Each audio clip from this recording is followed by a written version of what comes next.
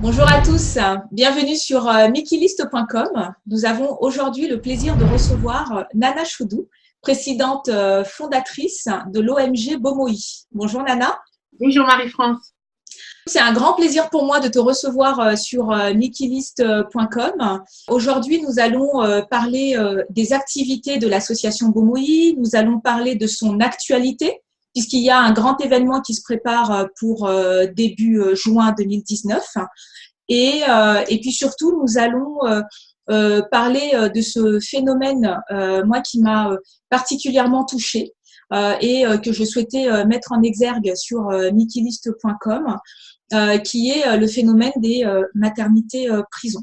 Alors, Nana, pour que tout le monde te connaisse un petit peu mieux, est-ce que tu peux nous parler de toi? Est-ce que tu peux te présenter, s'il te plaît?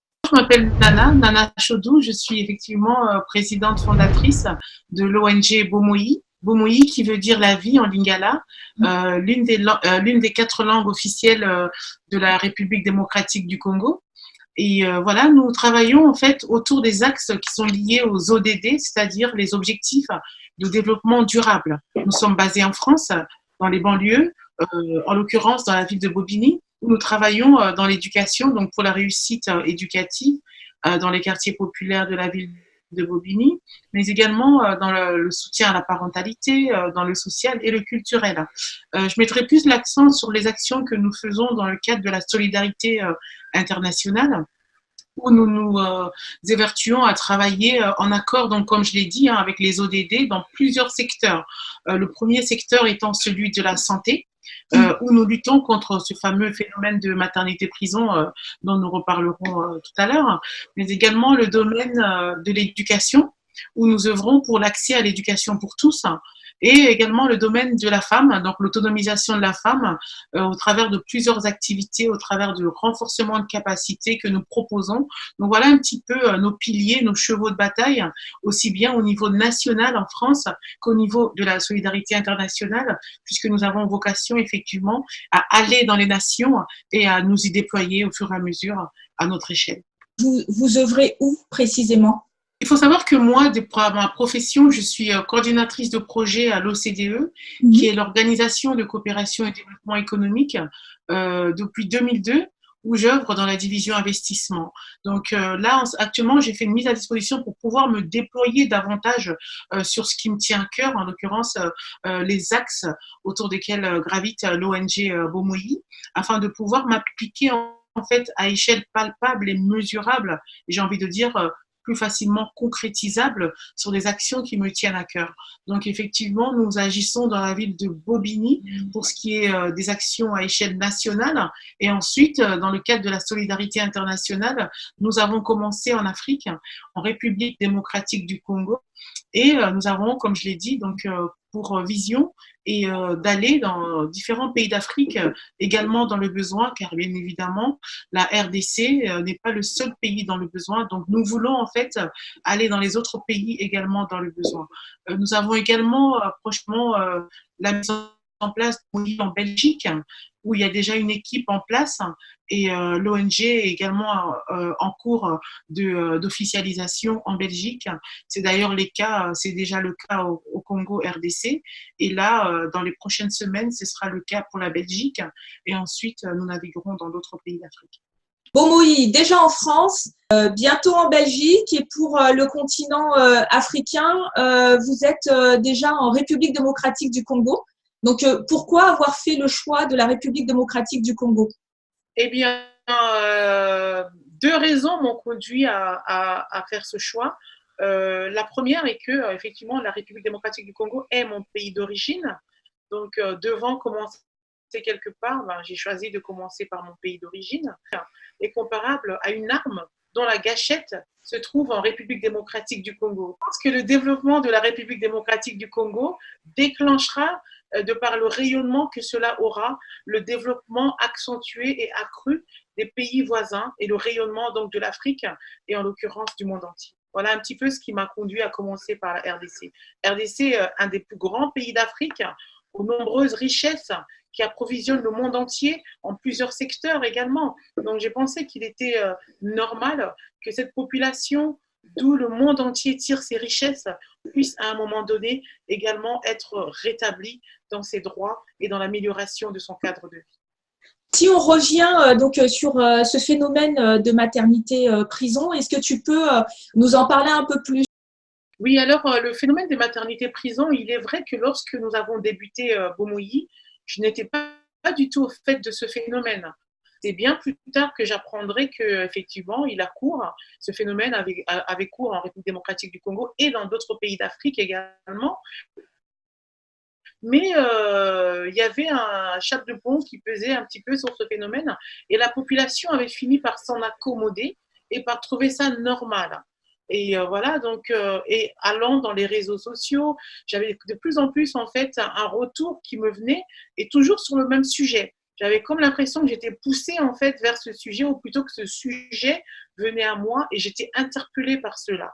Voyant cette récurrence, en fait, on va dire, j'ai fini par me dire, bon, peut-être que il faudrait que je me positionne, que je m'asseye, que je considère la chose. C'est alors que je m'applique à faire des recherches et je me rends compte que c'est vraiment un scandale qui était en train tout simplement d'être passé sous silence et d'assujettir la population à un fait anormal qui devenait de plus en plus une normalité. Et je me suis dit non, c'est un scandale qui ne peut pas avoir lieu, qui ne peut plus avoir cours, du moins au XXIe siècle, et encore moins en République démocratique du Congo, encore moins en Afrique, ce continent tant riche, mais où la population continue à vivre dans la pauvreté. Donc c'est la raison pour laquelle j'ai tenu à également agir dans le domaine de la santé, dans la réduction donc de la mortalité maternelle et infantile, en agissant au travers de ce phénomène des maternités-prisons. Est-ce que tu peux nous expliquer précisément ce qu'est les maternités-prisons? Oui, bien sûr. Alors effectivement, donc c'est un mot que j'ai tenu ces deux mots que j'ai tenu à mettre ensemble, qui m'ont choqué. C'est deux faits qui m'ont choqué, et donc du coup j'ai tenu à les rallier pour également choquer et faire réaliser tout un chacun de l'absurdité de la chose. Alors qu'est-ce que le phénomène de maternité-prison? Alors c'est un phénomène qui consiste tout simplement à retenir prisonnières ou prisonniers, devrais-je dire, les mamans qui accouchent et leurs bébés nouveau-nés dans les maternités où elles sont venues accoucher, tout simplement parce qu'elles n'ont pas les moyens de payer les frais d'accouchement qui leur sont demandés, ni les frais d'hospitalisation. Alors ces femmes venues donner la vie vont être maltraitées dans ces hôpitaux parce qu'il faut savoir qu'en Afrique, en RDC en l'occurrence, l'hôpital n'approvisionne pas du tout en alimentation les patients ou les femmes qui viennent accoucher, ni en layette, ni en quoi que ce soit. À vous de venir avec votre alimentation, avec votre draperie également, parce que voilà, le matelas est là, vous vous débrouillez pour avoir une draperie, et à vous également d'approvisionner votre bébé. Alors, pour peu que les femmes accouchent en césarienne ou qu'elles aient eu à bénéficier d'autres actes médicaux, la facture augmente ou elle est tout simplement doublée. Donc, ces femmes se voient demander, obligées de payer les frais liés à leur accouchement, de payer les frais liés à leur hospitalisation. Si leur bébé nécessite des soins supplémentaires ou si les bébés sont montés en couveuse ou dans d'autres sections, la facture augmente également. Chaque acte médical qui est pratiqué augmente la facture. Et donc, ces femmes n'ont pas les moyens déjà de se nourrir, vu le niveau de la pauvreté en RDC, malgré la richesse du pays, ça c'est vraiment voilà, une autre absurdité. Les femmes n'ont pas de quoi payer et donc du coup, au bout d'un temps, il leur est demandé de libérer le lit sur lequel elles dormaient pour dormir à même le sol avec leur bébé. Donc elles se voient mettre simplement un pagne par terre, ciment, froid d'Afrique, pour leur bébé nouveau-né, où elles sont obligées de dormir sans alimentation, elles doivent se débrouiller toutes seules. Et voilà, elles libèrent le lit pour une nouvelle maman venue accoucher qui subira plus tard le même sort. Et nous avons constaté le cas, les femmes se retrouvent prisonnières 2, 3, 4, 5, 6 mois, ou même plus, tant que cette facture n'est pas réglée. C'est-à-dire que en fait, elles viennent à la maternité donc pour accoucher. Elles viennent quand même avec de l'argent en se disant ça va être un accouchement classique qui va coûter tant. Sauf que il peut y avoir des complications, il peut y avoir des soins supplémentaires, voilà. qui fait que finalement, tout cela augmente la facture. C'est bien ça, c'est bien résumé? Alors, ce qu'il peut y avoir, c'est que, c'est résumé, je vais juste rectifier la première partie, c'est que tous les habitants n'ont pas les moyens de payer les frais qui leur est demandé. Et je tiens à préciser que le phénomène se passe dans les hôpitaux publics. Dans les hôpitaux publics. Donc, c'est même pas de l'ordre du privé, mais du public simplement. Et donc, il est à savoir que cette facture qui leur est imposée au niveau du public, elles ne peuvent pas l'honorer parce qu'elles n'en ont pas les moyens, tout simplement. Mais doit-on avoir les moyens pour pouvoir accoucher? Voilà. Effectivement, il y a une ambiguïté, certes, parce qu'il faut qu'il y ait également de meilleures mesures de planification familiale. Et ça, nous y travaillons avec ces femmes, nous y travaillons avec ces jeunes filles.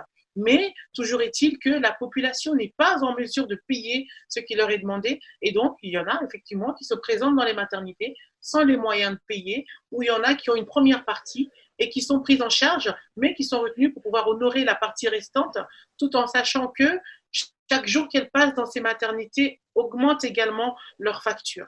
Donc, c'est vraiment un effet boule de neige qui fait qu'elles sont prises au cou, elles se retrouvent bloquées là parce que voilà, le système est mis en place tel que elles ne peuvent pas s'en sortir tout simplement. Et comment ça se passe? Parce que quand elles arrivent, elles n'ont pas les moyens. 6 mois après, elles n'auront toujours pas les moyens, encore moins parce que la facture aura augmenté. Dans ce cas-là, comment ça se passe? Elles sont gardées là, dormant à même le sol. Vous avez pu voir les images justement de Bomoï sur le terrain parce que j'ai été moi-même sur le terrain à plusieurs reprises avec mon équipe. J'ai une équipe Bomoï là-bas au Congo. Et nous avons été donc dans ces hôpitaux. Il a fallu que j'aille constater, parce que je ne peux pas parler d'un fait non avéré, non constaté par moi-même en l'occurrence. Donc j'ai vécu ce phénomène. J'ai été sur le terrain. J'ai visité ces pavillons où elles sont retenues prisonnières. J'ai négocié avec ces hôpitaux pour pouvoir réduire certaines factures et payer pour certaines d'entre elles avec les moyens que nous avons à disposition. Nous avons pu en libérer certaines grâce aux personnes justement qui soutiennent cette action, qui font des donations. Et c'est grâce à ces donations, c'est grâce également aux activités que Bomoï fait ici et là, que nous avons pu amasser une somme et aller sur le terrain pour effectuer à 3 reprises déjà ces opérations coup de poing de libération de ces femmes. Alors, c'est une aberration et une absurdité parce que chaque jour qui passe, la facture augmente. Une facture qui n'a pas pu être honorée la veille le sera encore moins le lendemain puisqu'elle sera accentuée, elle aura augmenté. Donc, nous expliquons cela à ces hôpitaux en leur disant, écoutez, libérez ces femmes et essayons de mettre en place un plan de paiement pour leur permettre de réintégrer leur famille et de voir dans quelle mesure est-ce que progressivement elles peuvent payer. Et c'est là qu'ils nous disent que non. Une fois que nous les libérons, elles disparaissent de la nature ou bien elles disparaîtront. On n'aura pas de moyen de les retrouver pour que la facture puisse être honorée. Mais je leur ai dit, mais alors, pendant le temps qu'elles sont ici à l'hôpital, il y a l'amortissement de votre lit. Voilà, même si au bout d'un temps vous les mettez à terre, à même le sol, et que les autres réoccupent à nouveau les lits. Mais je pense qu'il faudrait qu'on trouve une solution pour les libérer. Mais ils s'en tiennent à cela en disant on attend le temps qu'il faudra, on aura bien une personne, une bonne âme qui viendra les libérer comme vous aujourd'hui. Donc ça en fait un commerce en fait en fin de compte. Hein. C'est devenu un commerce en se disant on les retient le temps qu'il faudra les retenir. Tôt ou tard, il y aura telle ou telle église, tôt ou tard, il y aura telle ou telle personne de bonne volonté qui viendra payer pour elle. Donc on continue à les retenir. Donc, il y a l'action de Bomoï, l'action d'autres organismes, de ce que j'entends de ce que tu nous dis. Mais est-ce qu'il y a une sensibilisation du gouvernement? Puisque là, on parle d'hôpitaux publics qui sont gérés par le gouvernement, par le ministère de la Santé. Est-ce que le gouvernement est sensibilisé à ça? Est-ce qu'il y a dans le futur ou dès à présent déjà des actions qui sont faites pour changer, pour améliorer cette situation? J'ai à plusieurs reprises interpellé le gouvernement précédent parce qu'actuellement, en RDC, nous n'avons pas encore de gouvernement en place. Je pense que c'est en cours de formation. Le gouvernement précédent, le gouvernement de l'ex-président Kabila a été interpellé par cela, mais c'est à chaque fois la politique de l'autruche.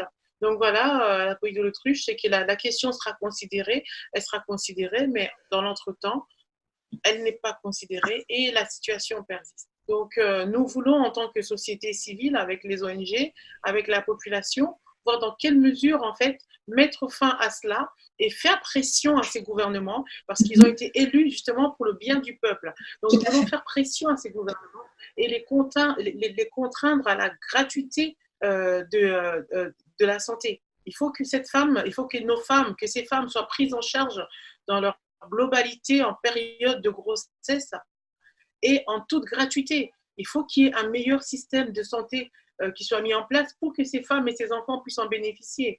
On a parlé des ODD tout à l'heure, la réduction de la mortalité maternelle et infantile, certes, mais comment y arriverons-nous si de tels actes continuent à être perpétrés? Alors moi, effectivement, avec mon équipe, nous avons réfléchi, nous nous sommes dit que nous ne pouvons pas continuer à alimenter un système que nous déplorons. Parce qu'au fur et à mesure que nous continuerons à payer pour ces femmes, à payer pour libérer ces enfants, ces bébés, eh bien, nous les encourageons à continuer leur pratique. Alors, nous avons arrêté toute opération de libération.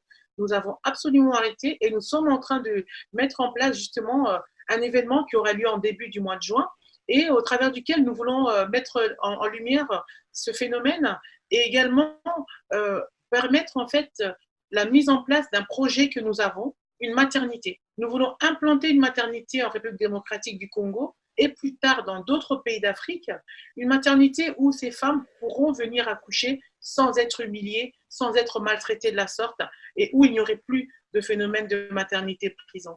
Et nous voulons, par cette maternité pilote que nous projetons, nous voulons démontrer en fait qu'il est possible de faire accoucher ces femmes et de prendre en charge ces bébés sans pour autant qu'il y ait ce phénomène de maternité-prison. C'est possible. Et nous voulons simplement faire un effet électrochoc à ces structures qui existent, au gouvernement en place, et leur dire que voilà, nous voulons implanter une maternité où ces pratiques de maternité-prison n'auront pas lieu, où la femme sera traitée dignement, et où nous contribuerons, nous, à notre échelle, Bomoyi, à lutter contre la mortalité maternelle, à lutter contre la mortalité infantile, tel qu'il est mentionné dans les objectifs de développement.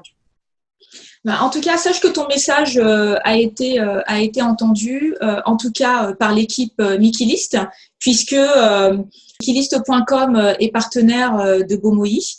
Et sur notre site, en fait, nous vendons des t-shirts et une partie de la vente des t-shirts sera réversée à l'association bomoyi.org.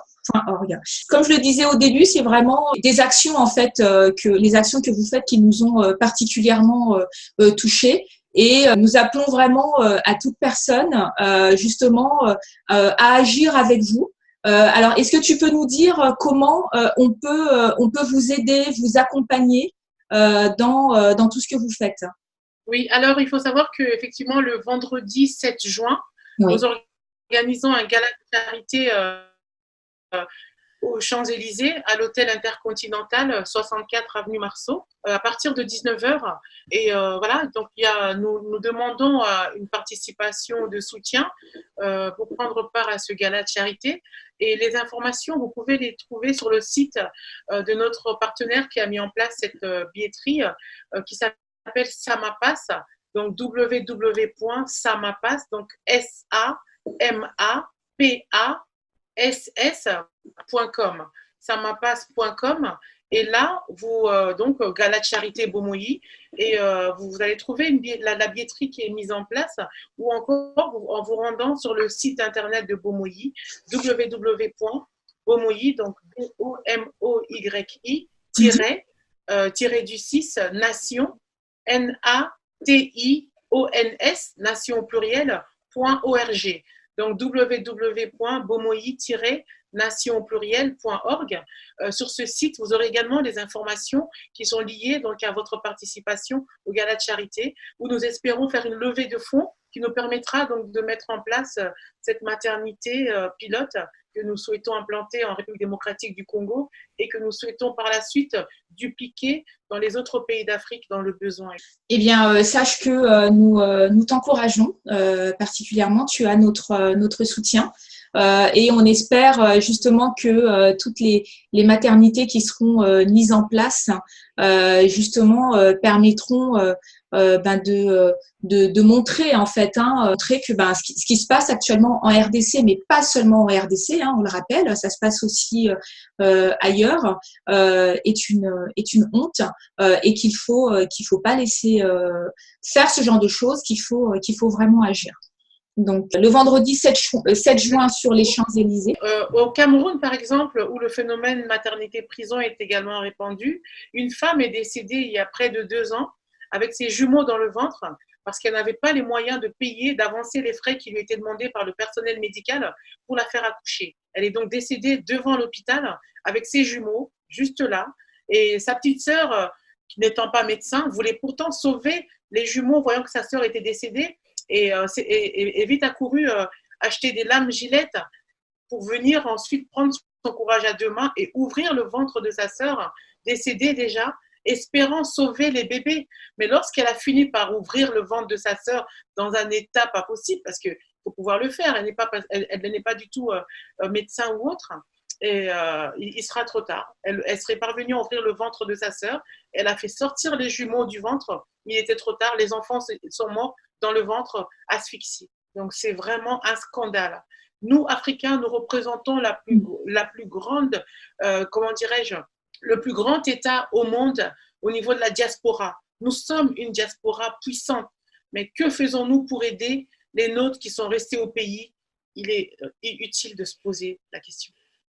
Eh bien, écoute, nous poserons la question à nos auditeurs de nikilist.com et j'espère que tu seras entendu par le grand nombre et pas seulement entendu, mais qu'il y aura vraiment des actions concrètes de soutien qui seront faites envers l'ONG Bomoï. Je rappelle donc le gala annuel qui est prévu le vendredi 7 juin donc sur les Champs-Élysées. Venez-y nombreux, très nombreux pour soutenir Bomoï. C'est www.samapass.com. Samapass, ça s'écrit SAMAPA2S, samapass.com, où vous avez toutes les informations donc sur www.bomoï-nation au pluriel.org.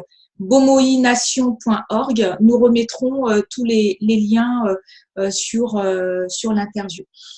Nana, nous arrivons au terme de notre interview. En tout cas, sache que pour moi, ce que tu fais est vraiment exemplaire. Donc, je rappelle que tu t'es mise en disponibilité par rapport à ton travail, justement pour te concentrer sur Bomoï, pour pouvoir vraiment les faire avancer. Nous gardons tous un espoir que le fait de commencer par la RDC, que ça ait vraiment une influence sur tous les autres pays. Tout à l'heure, tu parlais de rayonnement. Quand on parle d'influence, c'est vraiment une influence positive. Et nous souhaitons justement que toutes ces actions sensibilisent aussi bien le gouvernement, les différents gouvernements des différents pays qui sont concernés par ce genre de phénomène, que cela sensibilise les organismes hospitaliers et aussi leurs dirigeants, parce que parfois leurs dirigeants peuvent décider quand même d'aider ou de soigner la population, mais surtout que cela sensibilise tout un chacun, vraiment toute personne, parce que je pense que c'est en commençant par une personne, puis 2 personnes, puis 3, en multipliant, en étant nombreux comme ça, je pense que c'est comme ça qu'on arrive à faire avancer les choses. Nana, est-ce que tu aurais un dernier mot, un conseil à donner à nos auditeurs? Alors, mon dernier mot, ce serait que tous ensemble, dans l'unité, on peut faire changer les choses. Que chacun sorte de sa zone de confort et voit ce qui se passe dans la vie de l'autre, afin que nous puissions aider notre prochain. En menant des actions isolées, certes, on peut faire avancer timidement les choses, mais c'est dans l'unité que nous serons plus forts. Et lorsque votre prochain enclenche une action d'une telle ampleur dans un domaine aussi inadmissible et inhumain au XXIe siècle, vraiment, j'en attends à la solidarité de tout un chacun, parce que c'est grâce aux dons que Bomoyi peut effectivement réaliser ses projets. C'est grâce à l'unité, c'est grâce à la solidarité. Il y a, comme Marie-France vient de le lancer, un appel à la participation massive lors de ce gala de charité que nous organisons. Et j'en appelle également à votre cœur, simplement, à votre sens de la solidarité, afin qu'ensemble, on puisse impacter et changer les choses. Je remercie Mikilist.com, qui est déjà partenaire de Bomoyi, qui nous soutient et qui nous reverse en fait une partie des ventes qu'ils effectuent sur leur site internet. Je tenais à le souligner et à remercier Mikilist.com. C'est vraiment avec le cœur que nous le faisons. Chers amis, nous arrivons au terme de notre interview. Nous recevions aujourd'hui Nana Chaudou, présidente fondatrice de l'association Bomoyi.